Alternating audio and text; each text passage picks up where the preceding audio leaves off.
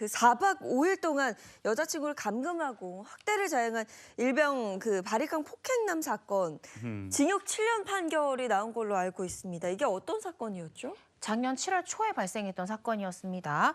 이 피해자 A씨 같은 경우에는 여자친구 B씨를 감금하고 60여 차례를 폭행을 했습니다. 이 폭행 장소는요, 피해자가 적금을 해지해서 마련한 신축 오피스텔이었고요. 이 김 씨는 당시 일부러 공실이 많았던 건물을 의도적으로 선택했다고 합니다.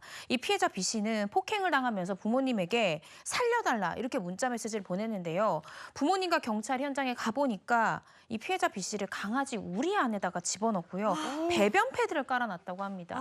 심지어 이 피해자의 머리를 바리깡으로 밀어서 삭발까지 돼 있는 상태였습니다. 야, 저 사람 진짜 심리 상태가 참 궁금한데. 말이 됩니까 이게? 야, 이게 말도 안 되는 얘기인데 도대체 왜 이런 행동을 한 겁니까? 이 피해자 B 씨에 대한 이 가해자 A 씨의 집착 엄청났다고 합니다. 비정상적일 정도였는데요. 이 하루 평균 SNS 문자 300개. 전화 20통을 할 정도로 집착하고 매일 만났다고 하고요. 이 피해자가 잠깐 자고 있거나 공부하느라고 잠깐씩 연락이 안 되는 것도 참지를 못했다고 합니다.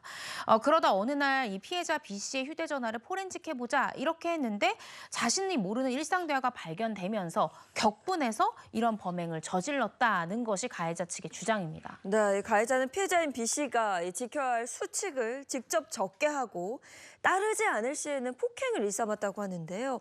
피해자의 친필 글씨로 적힌 수칙을 한번 보시면요. 기가 막힙니다. 말 2번 하게 하지 않기, 말할 때 다른 거 하지 말고 집중하기, 알았어라고 대답하기, 남자에 대해 언급하지 않기, 최대한 붙어있기 등이 적혀 있습니다. 거의 이게 뭡니까 대체? 뭐 자기 소유물인 것처럼 그러니까요. 그렇게 써놓았는데 근데 이런 일이 하루 이틀이 아니었을 것 같은데 이렇게 상황이 악화되기 전에 제 개인적으로는 생각으로는 헤어지면 되는 거 아닐까요? 그러니까 헤어지면 되는 거 아니냐, 신고하면 되는 거 아니냐 이렇게 얘기하시는 경우가 많습니다. 네. 그런데 이 피해자의 이야기는 이런 거예요. 이 피해자한테 이 가해자가 계속 너는 네 잘못이다, 네가 잘못해서 맞는 거다 이렇게 가해자가 끊임없이 얘기를 했다는 겁니다. 근데 이 이야기를 계속 듣다 보니까 피해자가 내가 진짜 뭘 잘못했나?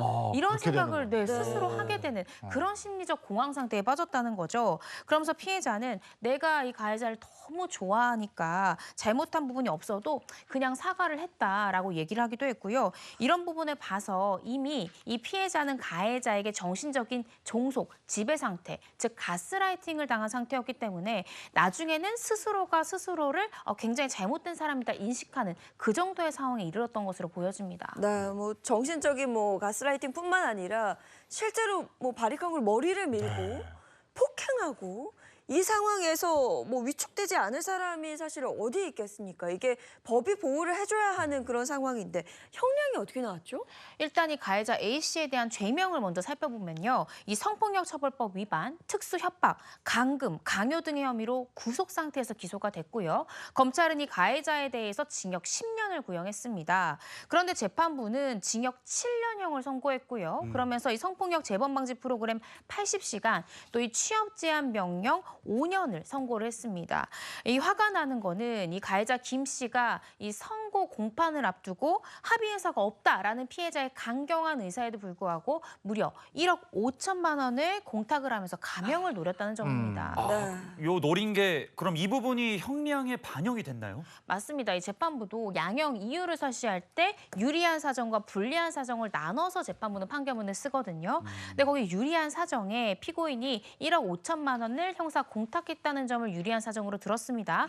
근데 그러면서도 이렇게 공탁금은 걸었지만 피해자가 공탁금을 원치 않고 이 피고인에 대해서 엄벌을 요구하는 것 또한 불리한 양형 사유를 동시에 삼았습니다. 그러니까 즉 재판부에서는 피고인이 피해자랑 합의도 안 돼 공탁금도 안 걸어 이거보다는 유리하지만 공탁금은 걸었지만 피해자가 이를 수령하지 않겠다는 의사를 밝힌 것, 이 모든 것을 참작했다라는 것이 재판부의 양형 이유입니다. 네, 피해자 B 씨는 지금 정상적인 생활이 불가능한 그런 상황입니다.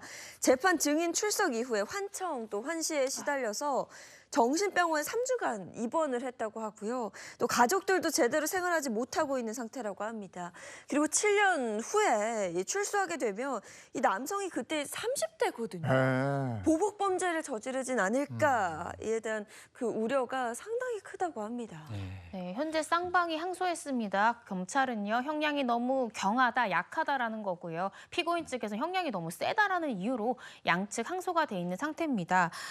뭐 결과를 좀 더 지켜봐야 되겠지만 피해자 측에서 공탁금을 받은 경우에 공탁금 회수 동의서라는 걸 쓰게 되면요, 이 공탁금에 대한 효과를 정말 많이 줄일 수 있습니다. 혹시 피해자분 이걸 놓쳤다면 제출을 하심으로써 항소심에서 더 높은 형량이 나오기를 저도 간곡히 바라봅니다. 아니 지금까지 우리가 짚은 사례만 봐도 한 사람의 인생이 완전히 망가지고 네. 그 사람의 인생뿐이 아니고 그 가족들까지의 인생이 피폐해지고 또 심지어는 극단적인 선택까지 하는 단계까지 이르렀는데 법의 심판은 3년, 지금 얘기는 7년.